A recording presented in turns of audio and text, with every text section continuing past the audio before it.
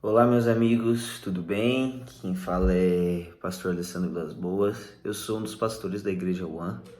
Também sou líder de adoração, né?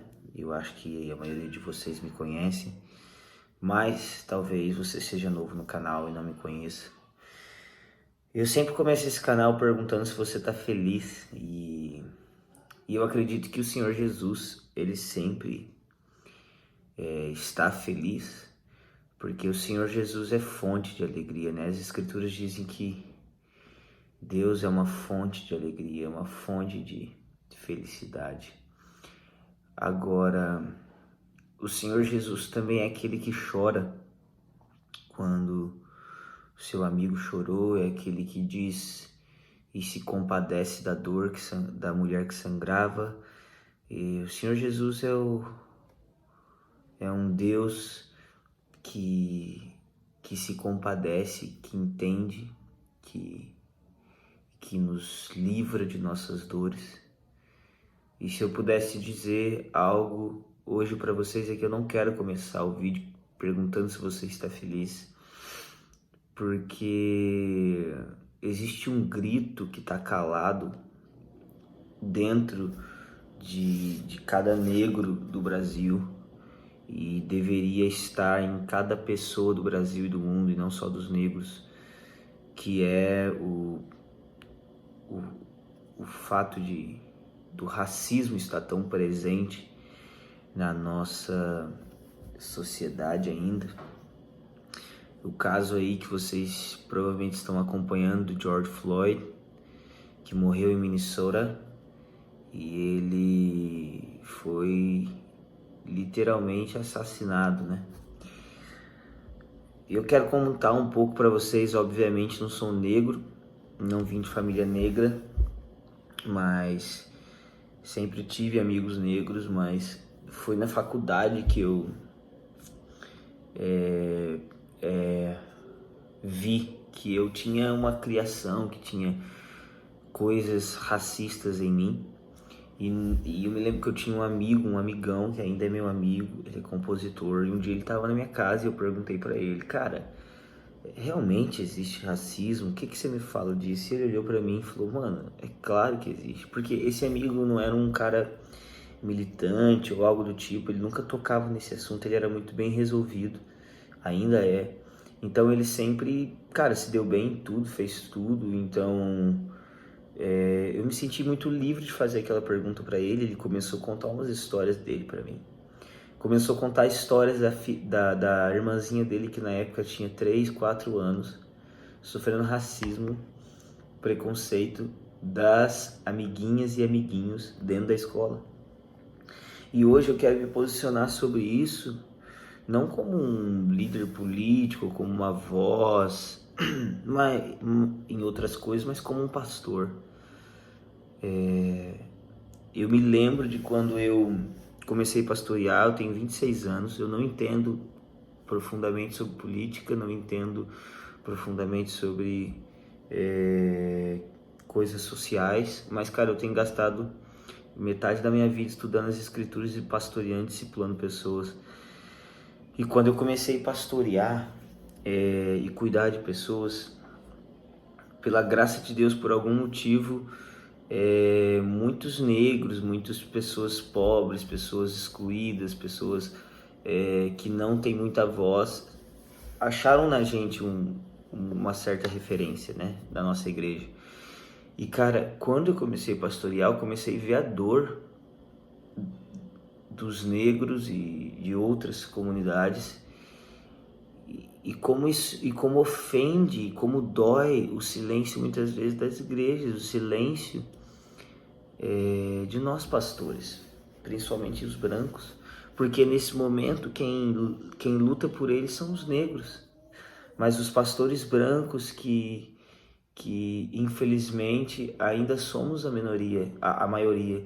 E quando eu digo infelizmente, não é de maneira nenhuma provocando uma briga entre raças ou algo do tipo, mas que eu fico pensando, eu tenho alguns filhos na fé, negros, e filhas negras, e eu sempre fico conversando com eles sobre isso, cara, sobre a quantidade esmagadora menor de influências negras que nós temos. E cara, a gente precisa entender que o nosso silêncio mata, que o nosso silêncio tem liderado toda uma geração a militância política. E a militância política não salva e não cura a alma, velho.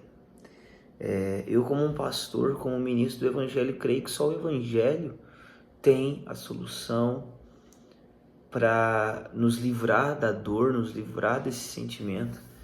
E eu me lembro que quando eu pastoreava no Rio ainda, uma das nossas líderes no Rio, ela um dia estava no carro com alguns amigos, perto de uma comunidade no Rio de Janeiro, lá na Rocinha, e o cara que estava dirigindo fez uma barbeiragem, e o cara que passou na frente, ela é negra, o cara que passou na frente, assim, tipo, gritou, sua macaca! E ela tava com todo mundo dentro do carro, todo mundo branco e ela negra. E imagina como é isso, cara. Eu lembro que a gente ficou super orgulhoso dela, porque ela virou pro pessoal e disse, gente, tá tudo bem. Tipo assim, porque ela é convicta em quem ela é em Cristo. Mas eu me pergunto quantas pessoas passam por isso. Hoje a gente está recebendo áudios de pessoas que são negras na nossa igreja, chorando porque estão assistindo o vídeo do George e estão falando, cara, as pessoas acham que é exagero, mas eu moro aqui na comunidade, eu moro aqui em tal lugar, e é assim, as coisas são assim. Sabe, quando a gente olha nas comunidades do Rio de Janeiro, casos como o do menino que morreu agora, me perdoa, esqueci o nome dele, que é comum, sabe? Eu morei no Rio de Janeiro 2 anos e quase toda semana, para não dizer todo dia, tinha um caso daquele. E se não for 90%, pelo menos 80% são negros. Aí você fala assim, cara, mas a maioria dos traficantes e pessoas de comunidade são negras. Tá, mas será que a gente não enxerga um problema nisso também? Será que a nossa posição política ou ideológica tem nos feito ficar cegos para uma dor, para algo que está errado? Então, assim, eu tenho queimado, eu tenho pensado e orado para como nós podemos ser, como igreja, um lugar de refúgio para os menos favorecidos. Sabe, eu não sou de me posicionar a respeito de, entre aspas, coisas políticas ou coisas polêmicas ou coisas sociais, mas hoje eu preciso me posicionar porque a minha igreja em específico precisa disso. As minhas ovelhas em específico precisam disso. Eu quero ser uma igreja, eu quero ser um pastor, eu quero ser o tipo de pessoa que ama pessoas, ama gente. A Bíblia diz que Deus não faz acepção de pessoas. E nós como igreja não podemos fazer acepção de causas também. Por muito menos a igreja levanta campanhas defendendo uma vida de uma criança branca. E em nome de Jesus, entenda que eu não quero criar guerras aqui. Eu sou branco, mas eu sou branco, amo ser branco, amo a cultura branca. Eu tenho orgulho de que sou, e eu conheço negros que têm orgulho e devem ter orgulho do que são. E nós governamos a igreja junto, pastoreamos juntos, fluímos juntos, amamos juntos, discipulamos pessoas juntos. Então, cara, eu não sou alguém muito inteligente ou estudado, mas isso para mim é muito simples. Agora, a gente também não pode fechar os olhos e dizer que não existe uma causa para chorar pelos negros, que é exagero, que a igreja precisa ser um lugar seguro, cara, para todo tipo de pessoa, pro viciado, pra prostituta, pra viúva, e também para os menos favorecidos e que sofrem por padrões da sociedade. Então, assim, ela tem que ser, a igreja tem que ser o refúgio para o cara que vivia com dores na alma, em depressão. A igreja tem que ser refúgio para o pastor que pecou. A igreja tem que ser refúgio para o filho do pastor que cresceu com problemas. A igreja tem que ser refúgio para todos, gente, para todos. E então eu quero que, com esse vídeo muito simples, em amor, que você que é negro, é cristão e até mesmo não é cristão, a igreja é o lugar para vocês. Nós amamos vocês. Nos perdoem se às vezes nós ainda erramos. Eu falo isso como igreja brasileira e não como one. Nos perdoe, mas eu creio que é só o evangelho que pode nos livrar de toda dor, de toda angústia na alma. E que em nome de Jesus se levantem homens e mulheres com uma voz mais potente do que a minha, com uma precisão maior do que a minha para falar sobre esse assunto, e que se posicionem em sabedoria e com o evangelho. Nós oramos isso, eu oro isso, em nome do precioso Jesus, e que a gente não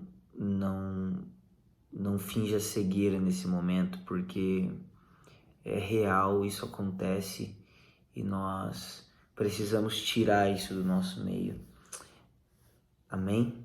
Um grande abraço e até a próxima.